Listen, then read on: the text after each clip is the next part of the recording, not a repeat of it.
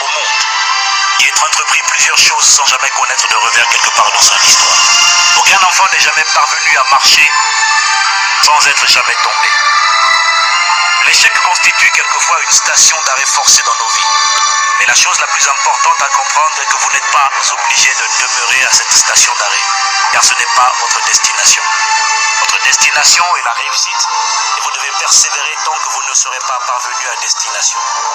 L'histoire biblique nous montre que certains personnages, comme Moïse, Gédéon ou Joseph, ont certainement ressenti ce sentiment d'échec. Mais à la parole de l'Éternel, ils se sont levés, ont accepté d'avoir d'eux-mêmes l'image que Dieu avait d'eux. Et ils ont accompli des exploits en laissant leur nom dans l'histoire. Saviez-vous que le génie, inventeur Thomas Edison, inventeur de l'électricité et de tant d'autres découvertes, n'alla à l'école que 3 mois, et pourtant il ne finit pas dans la misère. Saviez-vous qu'en France, en 2001, selon l'APCE, l'Agence pour la création d'entreprises, 40% des chefs d'entreprise ne possédaient pas le baccalauréat? Ce qui signifie que plusieurs personnes diplômées d'école ou d'université travaillent pour d'autres qui n'ont pas le baccalauréat. Cependant, bien que n'ayant pas de diplôme, toutes celles qui réussissent ont en commun les caractéristiques suivantes. Elles possèdent une vision claire de leur futur. Elles établissent des objectifs. Elles ont une bonne image d'elles-mêmes. Elles ont appris à développer une attitude positive. Elles savent communiquer efficacement avec les autres. Elles sont remplies de confiance, sont disciplinées, diligentes et enfin, elles recherchent toujours le moyen de faire mieux ce qu'elles font bien.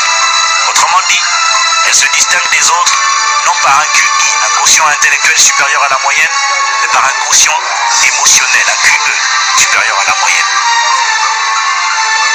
Quels que soient vos échecs passés, je pourrais vous fournir la liste de plusieurs personnes qui ont connu la même situation que vous, mais qui ne se sont pas laissées intimider. Ainsi, cessez de vous apitoyer sur vous-même et décidez de changer votre perception de vous-même. Faites plutôt de vos échecs passés un tremplin vers votre succès. Cessez de blâmer le monde entier et libérez ces personnes que vous retenez dans votre cœur. Retenez bien ceci, personne à l'exception de vous-même ne peut vous empêcher de devenir la personne que vous devriez être. Il n'y a qu'un seul Dieu. Chapitre 6. Vaincre le sentiment d'échec. Personne ne réussit ni n'échoue par hasard. De nombreuses études ont été menées au fil des années par plusieurs universités prestigieuses pour comprendre quels sont les facteurs qui permettent de déterminer à l'avance la réussite ou l'échec dans chaque aspect de la vie d'un individu. Les chercheurs de l'université d'Harvard aux États-Unis ont observé entre les années 50 et 60 les styles de vie de plusieurs catégories de population. Et ils se sont aperçus qu'il existait véritablement une psychologie de l'échec. L'échec est prévisible et il provient du mépris de plusieurs principes bibliques et universels qui ne sont pas appliqués.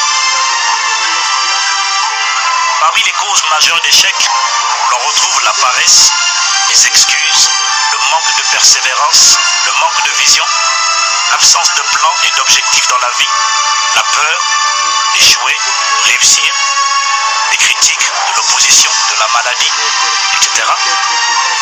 On retrouve le manque de discipline, le manque de diligence et la procrastination, encore l'indécision. Quelle qu'en soit la raison, il nous est indispensable de comprendre que l'échec n'est pas une personne, mais un événement.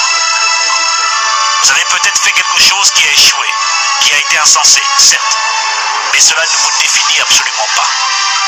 Aussi, vous devez déjà cesser de vous considérer comme un échec, car c'est un outrage envers Dieu. Dire que vous êtes un échec équivaut à dire que Dieu s'est trompé en vous créant. John Maxwell dit que si l'échec vous a appris quelque chose, alors vous n'êtes pas vraiment perdant. Seules les personnes qui n'essaient jamais rien sont assurées de ne pas se tromper. Et vous, vous n'êtes pas de ceux qui ont peur d'essayer. Il n'est aucun être humain au monde qui ait entrepris plusieurs choses sans jamais connaître de revers quelque part dans son histoire. Aucun enfant n'est jamais parvenu à marcher sans être jamais tombé. L'échec constitue quelquefois une station d'arrêt forcé dans nos vies. Mais la chose la plus importante à comprendre est que vous n'êtes pas obligé de demeurer à cette station d'arrêt, car ce n'est pas votre destination. Votre destination est la réussite et vous devez persévérer tant que vous ne serez pas parvenu à destination. L'histoire biblique nous montre que certains personnages, comme Moïse, Gédéon ou Joseph, ont certainement ressenti ce sentiment d'échec. Mais à la parole de l'Éternel, ils se sont levés pour accepter d'avoir d'eux-mêmes l'image que Dieu avait d'eux. Et ils ont accompli des exploits en laissant leur nom dans l'histoire. Saviez-vous que le génie, inventeur Thomas Edison, inventeur de l'électricité et de tant d'autres découvertes, n'alla à l'école que 3 mois, et pourtant il ne finit pas dans la misère. Saviez-vous qu'en France, en 2001, selon la PCE, l'Agence pour la création d'entreprises, 40% des chefs d'entreprise ne possédaient pas de baccalauréat? Ce qui signifie que plusieurs personnes diplômées d'école ou d'université travaillent pour d'autres qui n'ont pas le baccalauréat. Cependant, bien que n'ayant pas de diplôme, toutes celles qui réussissent ont en commun les caractéristiques suivantes. Elles possèdent une vision claire de leur futur. Elles établissent des objectifs. Elles ont une bonne image d'elles-mêmes.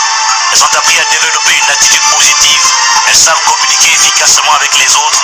Elles sont remplies de confiance, sont disciplinées, diligentes et enfin, elles recherchent toujours le moyen de faire mieux ce qu'elles font bien. Autrement dit, elles se distinguent des autres non par un QI, un quotient intellectuel supérieur à la moyenne, mais par un quotient émotionnel, un QE, supérieur à la moyenne. Quels que soient vos échecs passés, je pourrais vous fournir la liste de plusieurs personnes qui ont connu la même situation que vous, mais qui ne se sont pas laissées intimider. Ainsi, cessez de vous apitoyer sur vous-même et décidez de changer votre perception de vous-même. Faites plutôt de vos échecs passés un tremplin vers votre succès. Cessez de blâmer le monde entier et libérez ces personnes que vous retenez dans votre cœur.